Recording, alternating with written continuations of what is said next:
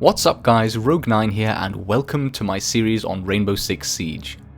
This episode will feature a comprehensive guide on the Consulate level that was available in the closed beta, and will feature all possible access points to each floor, including the trapdoors, and will also include the possible objective locations if you're playing multiplayer. So before we jump into the basement, let's look at the possible spawn points from the outside. Now I'm not going to waste too much time on this because I personally think it is almost irrelevant where you spawn outside.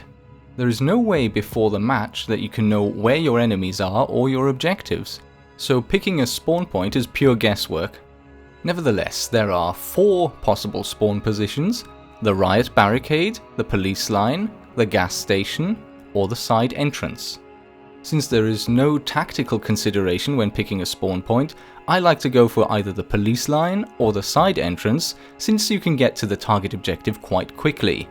The riot barricade and gas station both mean that you have to walk quite a while before you get to the consulate. So with that out of the way, let's take a closer look at the basement. Let's start out by looking at what the different symbols on the map mean. Red bars symbolize walls or doors that can be breached, so you can blow through them and walk through them. The orange bar is a wall that you can shoot through, but that is reinforced so you cannot actually walk through it. White bars symbolize concrete walls that cannot be breached, providing both barriers to movement and solid cover against gunfire.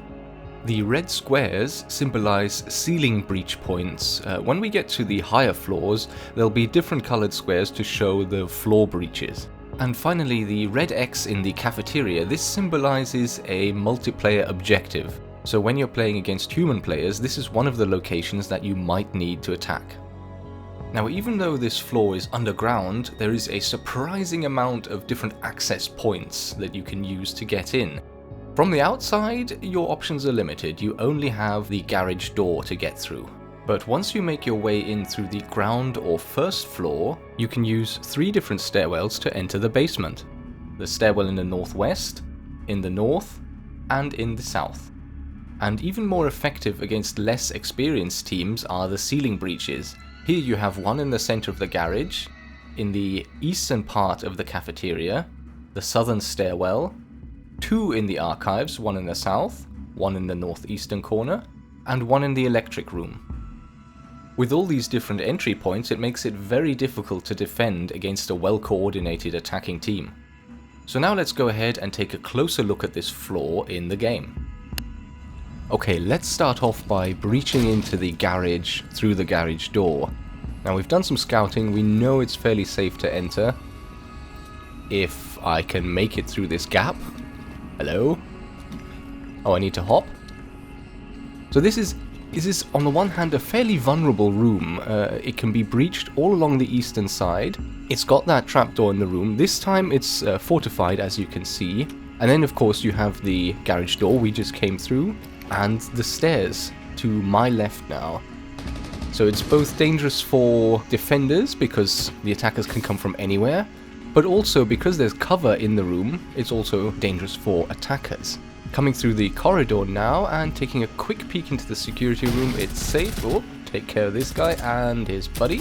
If you're playing a multiplayer match and the objective is indeed in the cafeteria, the security room with its breachable wall can be a great access point. So next up we're going to get a view of the corridor from the northern stairs facing south, and from here we can see both into the archives and the storage room here. I'm going to switch to a new replay now just to get a different angle of what we're looking at. This is coming down the southern stairs facing towards the cafeteria. Now as you can see, coming downstairs is always a risky move since your legs become visible before your gun can point at anything. I would never recommend fighting your way downstairs. If you encounter resistance, turn around, go somewhere else. Or distract your enemies and wait for your friends to go around. And as we shot up that guy, you might have seen the ceiling vent. In fact, you can see it right now. If you do get stuck on these stairs, that can be a quick and easy alternative. So, are we all done here, guys? I'm trying to do a guided tour. Now we're entering the archives. This is quite a defensible room. I mean, you can only come in from the western side, either breaching through the wall or through the doorways. And apart from the 2 ceiling hatches, there is no way in here. And during this playthrough you can see that the enemies have even fortified the wall leading to the storage room. Of course, as of the closed beta, there will never be an objective in here, but if you're playing a PvP match in the hostage mode, it might be well worth bringing your hostage in here. Of course, hostage mode was not part of the closed beta, so I'm speculating a little bit here. Now, taking a quick look at the electric room, the room is quite small, it has very little cover, and it can be breached both from the southern wall and through the ceiling vent. As attacker, this can be a great entry point, especially if the defending team have gone and blocked off the door. If you can silently smash your way through the trapdoor in the ceiling from above, this room will give you a lot of sight cover and it will allow you to insert into the basement undetected. I think we've seen enough of it though. Time to move on? Maybe? Yeah, take that, fellow. Leave me alone. Okay, let's give him a few more just to keep his head down. Next up, I'm going to give you a quick peek into the storage room. Oh, there's someone in there. Not anymore. Now, as you can see, these shelves running down the middle of the room, they do give you a limited sight and protective cover, which can be useful if you end up blowing through the wall going into the archives. And last but not least, the cafeteria. There is some cover in this room, but it is a challenge to defend. The entire western wall can be breached, as well as the north. There's a door in the east, and of course the trapdoor that you can see now. And this concludes our tour of the basement. Coming up next, first floor. And of course, first floor means ground floor, but I'm going to stick with the terms they use in the game. As before, let's take a quick look at the map before we dive in and take the tour. You will notice a new symbol on the map. These are the floor breach points leading down into the basement. The one in the public bathroom goes down into the garage. The lobby goes down into the cafeteria. The one on the stairs comes down in the hallway beside the stairs. The 2 in the visa office, south and north, come down in the archives. And finally, the one in the hallway next to the main staircase comes down in the electric room. Being on the ground floor, there are plenty of ways to access this floor from the outside. There are a total of 15 windows, many of which can be breached, plus a main entrance in the lobby and a side entrance at the visa office. Be aware though that none of the outer walls are breachable. In addition to coming in from the outside, you can also come in from the second floor once that is clear. As before, you have the options of using the 3 staircases, the one in the northwest, the main staircase, and the one in the south. And finally, we have the second floor breach points, one in the press room, one in the lobby, and one in the visa office.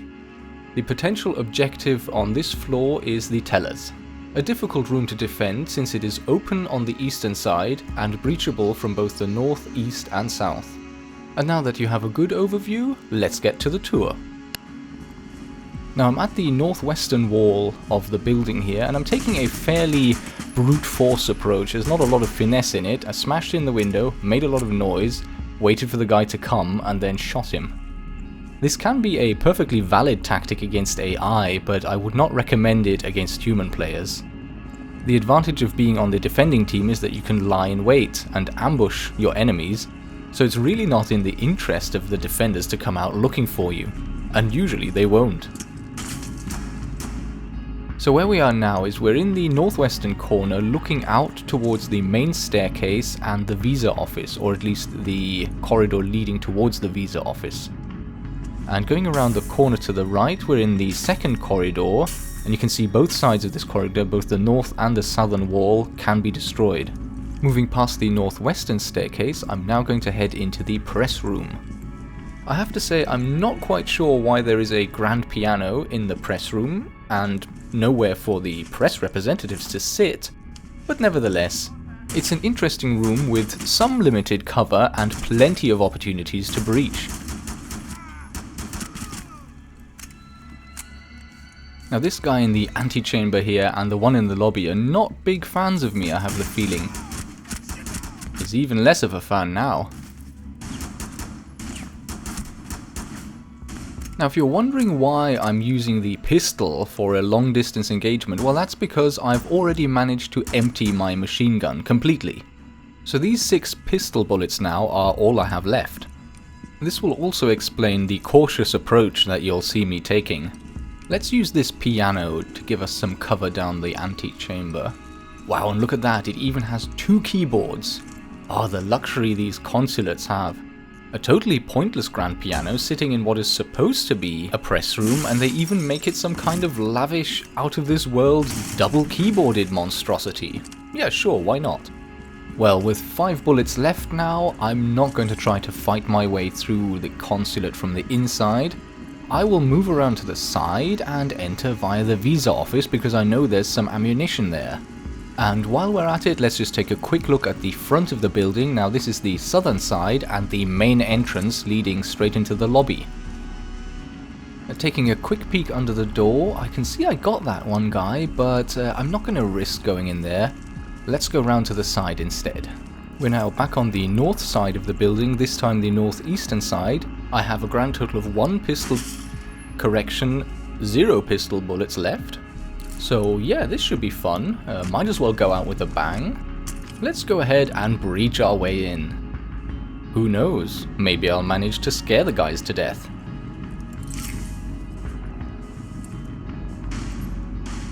Ah, it seems he's found my drone. Time to make an entrance, or not.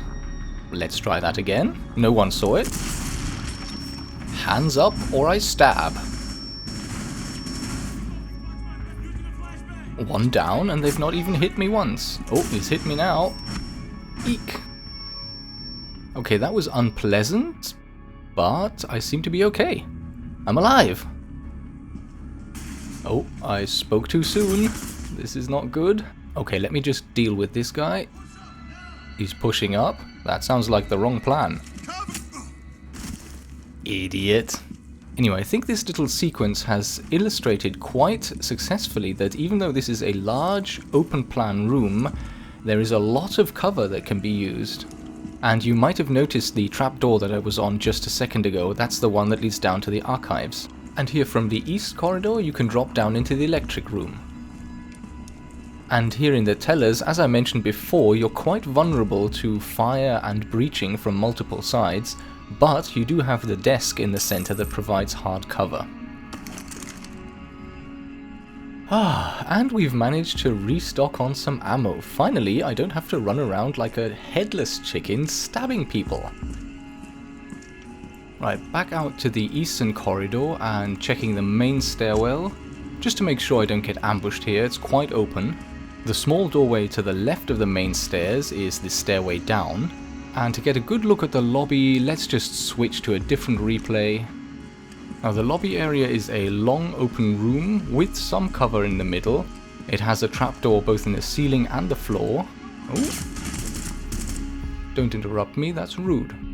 And before I move on to the antechamber and the guest bathroom or public bathroom, I'm just going to take a quick look into this small room here. This is underneath the southern staircase leading up to the second floor and has a trapdoor leading down to the corridor between the cafeteria and the archives. Now moving into the antechamber, which is basically just a corridor running between the press room and the lobby. It has a breachable window facing south, and it also leads to the public bathrooms on the left. The bathroom is almost like a small hub. You can get in from almost every side, the west, the north, the south, and it has a trapdoor leading down into the garage. This concludes our tour of the first floor. Stick around to see the second, which is also the last, the second and final floor. And here we are, the second and topmost floor. Now, surely Rogue, after 2 floors, we must have seen all the map symbols there are. Well, no actually, I have 2 more for you. Coming up first, we have skylights, or fancy posh roof windows, as they're also known. And in addition to this, we have some fancy wooden floors. Governments will spare no expense, as long as the taxpayers footing the bill. Why is the wooden flooring important? Well, you can shoot through it, and you can make small holes through it in order to be able to see through, but you cannot fully breach these floors. Just like the orange walls we saw earlier. As before, let's take a quick look at the floor breach points. From the consul's office, you can breach down into the press room. From the meeting room, you can get into the lobby. And from the administration office, you reach the visa office. To get into this floor from the outside, you will have to reverse abseil, or climb, up the walls. And once you've done that, you will find a total of 17 windows, many of them again breachable, and a balcony. Interestingly enough though, there is no actual door leading onto the balcony, so the only way to get to it is to abseil down onto it, and then climb through the window. It's impractical for regular staff to use, but for us, no problem at all. Apart from the mundane side windows, you can also use the posh roof windows to breach this floor. Be aware though that abseiling down a nice open stairway does kind of turn you into a piñata for any waiting defender. If you get caught dangling halfway down, you will take a beating. And finally, if you're not really one of those guys who constantly needs to show off their mad Special Forces breaching skills, you can always just take the stairs. As before, you will find them in the northwest, in the north, and in the south. And with that, we're almost finished here. Just the potential PvP objectives to mention. It can be in the consul office or potentially the administration office. And with that, enough of staring at a map, let's start the tour. I hope you brought your harnesses, folks, because we're starting this tour with some reverse abseiling. Straight up the northern wall, which is the back of the building, onto the roof, and now I'm going to show you just how useless these skylights actually are. As you can see, before you hook in, you actually have a really limited view as to where enemies might be. And then once you abseil down this particular route at the main staircase, you actually end up on the ground floor or first floor. This means you have to tramp up the godforsaken stairs anyway, not the most tactical of entries. Then once you're up here, you're faced with a wide open archway. You can have enemies taking cover in the doorway to the left, there's a doorway to the right, there's of course the counter that provides hard cover, and if you're facing particularly crafty enemies, they might even smash a small spy hole in the breachable wall in the south there, and they can then use that to shoot out at you. The enemy's position here is highly defensible, so if you're in the attacking team, it might be worth finding a different route. Wow, skillful grenade toss. Let's just all pretend that we didn't see that one. Now, once you've fought your way past the initial defenses here, it gets even worse. If you advance, you have to turn either left or right, which means turning your back on potential enemies. If you turn left, you're faced with the same decision again. Turn left or right, whichever way you go, there might be an enemy standing right behind you. Just like that. Now we have entered the copy room. Notice the distinct lack of photocopying equipment. From here we can breach to the south or the east, but all the breachable walls are directly around doorways, so that's kind of pointless, unless you're really itching to use that breaching charge of yours. But in all fairness, if you want to shoot through those walls, that's a distinct possibility. Now let me show you the break room. It has anything you could want, except maybe somewhere to sit down and actually have a break. This is again what I would call a hub room. It gives you breachable access to both the front office and the administration office. Now, rather than fight our way through the building, let's just exit through this window here and explore some of the other breaching options. When exiting through a second floor window, make sure you choose the rappel rather than the vault option. I of course chose to vault out of a second floor window here just to show you what would happen if you did that, purely for demonstration purposes. On purpose. 100% intentional. For my next trick, I have set a sneaky distraction breach charge on the window of the eastern wall of the administration office, and I will be sneakily bashing my way in through the south.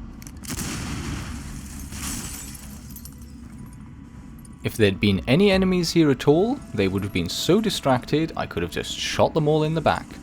With a bit of imagination, you can see it working out perfectly. In fact, with a little bit of imagination, most of my schemes work out perfectly. But let's take a bit of a closer look inside.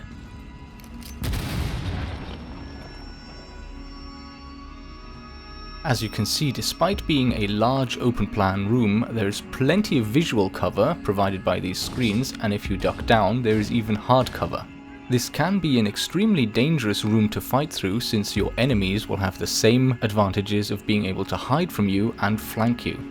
And before we head to the administration office ahead of us, take a quick look at the map. You can see a small breachable part of wall in the southwestern corner of the administration office. That's that grey piece of wall to the left there.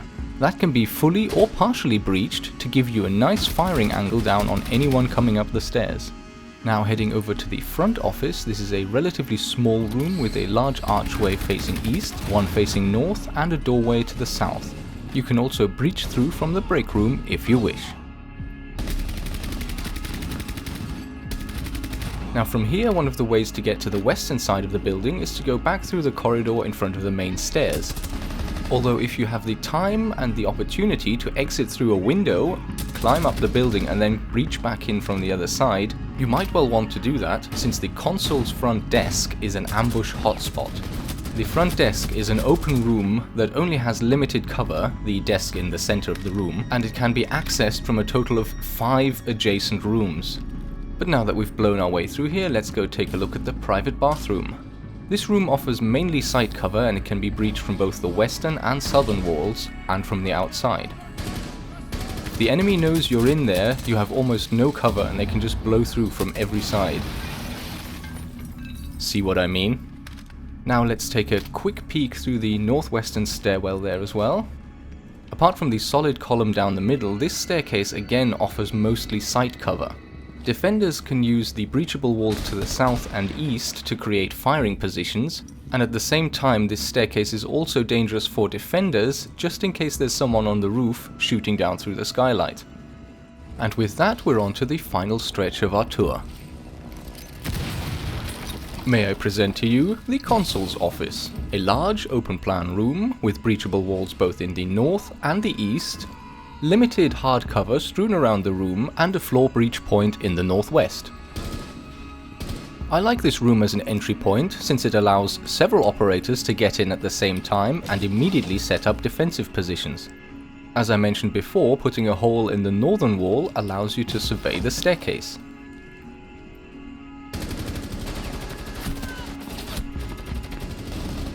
Sometimes you can wait in this room for enemies to come to you, other times it's worth moving on. And rather than stomping straight out into the kill zone that the enemy will have set up in the console's front desk, why not go through the wall? Waiting room, here we come. I just love blowing things up in this game. Is anyone home? Now rather than stick my face out in front of this hole, why don't I just start making some new holes? Shooting through a wall like this can be beneficial in several ways. Of course, you might just hit the enemy and score a lucky, skillful kill, but even failing that, just your bullets coming through and whizzing past their head is going to be a huge distraction. Especially when you're dealing with human opponents, it's a really disconcerting feeling when you're under fire and you can't see where it's coming from. You just feel a bit powerless to be able to fight back. And as you can see, with enough ammunition, even I can score a couple of those skillful kills. Now let's take a look at this waiting room. A very small room with breachable walls both west and north, some cover in the center, and doorways leading north and east. There is also a breachable window, so you can access it from the outside. Last stop on our tour, the meeting room. As usual, you have the obligatory hard cover in the center, and doorways leading both east and west. As you can see, there is a floor breach panel leading down to the lobby. You can breach into the room either through the wall in the north, or both the windows facing south. From there, you will also have access to this strange balcony, although come to think of it, I've been calling it a balcony. Maybe it's not a balcony after all, maybe it's just a roof. Yeah, that makes more sense given that there's no actual doorway leading there. And this concludes our tour of the Consulate today. We hope you've enjoyed your time with us, and if you've had the chance to play the game and you have any secret tips for this level, please feel free to share them in the comments below. Most people living on your street liked this video. You wouldn't want to be the odd one out now, would you? If you've had a good time, give that like button a click. And as always guys, I hope you've enjoyed this video, and I will see you in the next episode.